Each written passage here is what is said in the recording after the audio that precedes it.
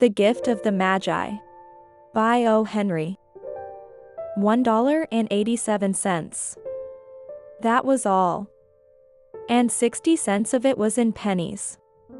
Pennies saved 1 and 2 at a time by bulldozing the grocer and the vegetable man and the butcher until one's cheeks burned with the silent imputation of parsimony that such close dealing implied.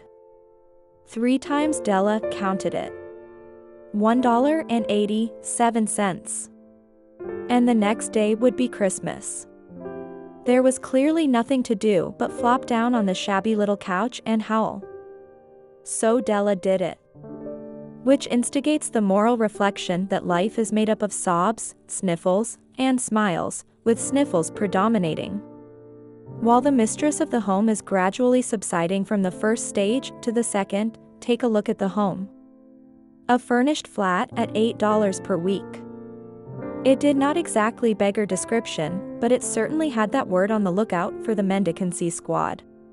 In the vestibule below was a letterbox into which no letter would go, and an electric button from which no mortal finger could coax a ring. Also appertaining thereunto was a card bearing the name Mr. James Dillingham Young. The Dillingham had been flung to the breeze during a former period of prosperity when its possessor was being paid $30 per week. Now, when the income was shrunk to $20, though, they were thinking seriously of contracting to a modest and unassuming D. But whenever Mr. James Dillingham Young came home and reached his flat above, he was called a Jim, and greatly hugged by Mrs. James Dillingham Young, already introduced to you as Della. Which is all very good. Della finished her cry and attended to her cheeks with the powder rag. She stood by the window and looked out dully at a gray cat walking a gray fence in a gray backyard. Tomorrow would be Christmas Day, and she had only $1.87 with which to buy Jim a present. She had been saving every penny she could for months, with this result. $20 a week doesn't go far. Expenses had been greater than she had calculated. They always are. Only $1.87 to buy a present for Jim. Her Jim. Many a happy hour she had spent planning for something nice for him. Something fine and rare and sterling, something just a little bit near to being worthy of the honor of being owned by Jim. There was a pier glass between the windows of the room. Perhaps you have seen a pier glass in an $8 flat. A very thin and very agile person may, by observing his reflection in a rapid sequence of longitudinal strips, obtain a fairly accurate conception of his looks. Della, being slender, had mastered the art. Suddenly she whirled from the window and stood before the glass. Her eyes were shining brilliantly, but her face had lost its color within 20 seconds. Rapidly she pulled down her hair and let it fall to its full length. Now, there were 2 possessions of the James Dillingham Youngs in which they both took a mighty pride. One was Jim's gold watch that had been his father's and his grandfather's. The other was Della's hair. Had the Queen of Sheba lived in the flat across the airshaft, Della would have let her hair hang out the window someday to dry just to depreciate Her Majesty's jewels and gifts. Had King Solomon been the janitor, with all his treasures piled up in the basement, Jim would have pulled out his watch every time he passed, just to see him pluck at his beard from envy. So now Della's beautiful hair fell about her, rippling and shining like a cascade of brown waters. It reached below her knee and made itself almost a garment for her. And then she did it up again nervously and quickly. Once she faltered for a minute and stood still while a tear or 2 splashed on the worn red carpet. On went her old brown jacket, on went her old brown hat. With a whirl of skirts and with the brilliant sparkle still in her eyes, she fluttered out the door and down the stairs to the street. Where she stopped, the sign read, Madam Sofronie. Hair goods of all kinds. 1 flight up Della ran and collected herself, panting. Madam, large, 2 white, chilly, hardly looked the Sofronie. Will you buy my hair? Asked Della. I buy hair, said Madam. Take your hat off and let's have a sight at the looks of it. Down rippled the brown cascade. $20, said Madam, lifting the mass with a practiced hand. Give it to me quick, said Della. Oh, and the next 2 hours tripped by on rosy wings. Forget the hashed metaphor. She was ransacking the stores for Jim's present. She found it at last. It surely had been made for Jim and no one else. There was no other like it in any of the stores, and she had turned all of them inside out. It was a platinum fob chain, simple and chaste in design, properly proclaiming its value by substance alone and not by meretricious ornamentation as all good things should do. It was even worthy of the watch. As soon as she saw it, she knew that it must be Jim's. It was like him. Quietness and value, the description applied to both. $21 they took from her for it, and she hurried home with the 87 cents. With that chain on his watch, Jim might be properly anxious about the time in any company. Grand as the watch was, he sometimes looked at it on the sly on account of the old leather strap that he used in place of a chain. When Della reached home, her intoxication gave way a little to prudence and reason.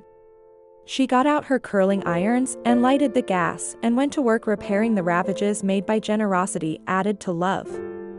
Which is always a tremendous task, dear friends, a mammoth task. Within 40 minutes her head was covered with tiny, clothesline curls that made her look wonderfully like a truant schoolboy. She looked at her reflection in the mirror long, carefully, and critically. If Jim doesn't kill me, she said to herself, before he takes a second look at me, he'll say I look like a Coney Island chorus girl. But what could I do with $1.87? At 7 o'clock the coffee was made and the frying pan was on the back of the stove hot and ready to cook the chops. Jim was never late. Della doubled the fob chain in her hand and sat on the corner of the table near the door that he always entered. Then she heard his step on the stairway down on the first flight, and she turned white for just a moment. She had a habit for saying little silent prayer about the simplest everyday things, and now she whispered, "Please God, make him think I am still pretty." The door opened and Jim stepped in and closed it. He looked thin and very serious. Poor fellow, he was only 22 and to be burdened with a family. He needed a new overcoat and he was without gloves. Jim stopped inside the door, as immovable as a setter at the scent of quail. His eyes were fixed upon Della, and there was an expression in them that she could not read, and it terrified her. It was not anger, nor surprise, nor disapproval, nor horror, nor any of the sentiments that she had been prepared for. He simply stared at her fixedly with that peculiar expression on his face. Della wriggled off the table and went for him. "Jim, darling," she cried, "don't look at me that way. I had my hair cut off and sold because I couldn't have lived through Christmas without giving you a present. It'll grow out again, you won't mind, will you? I just had to do it. My hair grows awfully fast. Say Merry Christmas, Jim, and let's be happy. You don't know what a beautiful, nice gift I've got for you." "You've cut off your hair?" asked Jim, laboriously, as if he had not arrived at that patent fact yet even after the hardest mental labor. "Cut it off and sold it," said Della. "Don't you like me just as well, anyhow? I'm me without my hair, ain't I?" Jim looked about the room curiously. "You say your hair is gone," he said, with an air almost of idiocy. "You needn't look for it," said Della. "It's sold, I tell you, sold and gone, too. It's Christmas Eve, boy. Be good to me, for it went for you. Maybe the hairs of my head were numbered," she went on with sudden serious sweetness, "but nobody could ever count my love for you. Shall I put the chops on, Jim?" Out of his trance Jim seemed quickly to wake. He enfolded his Della. For 10 seconds let us regard with discreet scrutiny some inconsequential object in the other direction. $8 a week or $1 million a year, what is the difference? A mathematician or a wit would give you the wrong answer. The Magi brought valuable gifts, but that was not among them. This dark assertion will be illuminated later on.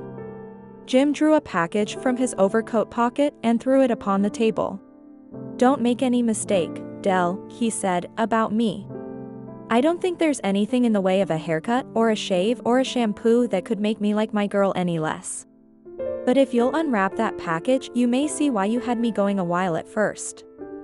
White fingers and nimble tore at the string and paper. And then an ecstatic scream of joy, and then, alas, a quick feminine change to hysterical tears and wails, necessitating the immediate employment of all the comforting powers of the lord of the flat. For there lay the combs, the set of combs, side and back, that Della had worshipped long in a Broadway window. Beautiful combs, pure tortoise shell, with jeweled rims just the shade to wear in the beautiful vanished hair. They were expensive combs, she knew, and her heart had simply craved and yearned over them without the least hope of possession. And now, they were hers, but the tresses that should have adorned the coveted adornments were gone. But she hugged them to her bosom, and at length she was able to look up with dim eyes and a smile and say, "My hair grows so fast, Jim." And then Della leaped up like a little singed cat and cried, "Oh." Jim had not yet seen his beautiful present. She held it out to him eagerly upon her open palm. The dull precious metal seemed to flash with a reflection of her bright and ardent spirit. "Isn't it a dandy, Jim? I hunted all over town to find it. You'll have to look at the time 100 times a day now. Give me your watch. I want to see how it looks on it." Instead of obeying, Jim tumbled down on the couch and put his hands under the back of his head and smiled. "Dell," said he, "let's put our Christmas presents away and keep 'em a while. They're too nice to use just at present. I sold the watch to get the money to buy your combs. And now suppose you put the chops on." The Magi, as you know, were wise men, wonderfully wise men who brought gifts to the babe in the manger. They invented the art of giving Christmas presents. Being wise, their gifts were no doubt wise ones, possibly bearing the privilege of exchange in case of duplication. And here I have lamely related to you the uneventful chronicle of two foolish children in a flat who most unwisely sacrificed, for each other, the greatest treasures of their house. But in a last word to the wise of these days, let it be said that of all who give gifts, these two were the wisest. Oh, all who give and receive gifts, such as they are wisest. Everywhere they are wisest. They are the Magi. End of The Gift of the Magi by O. Henry.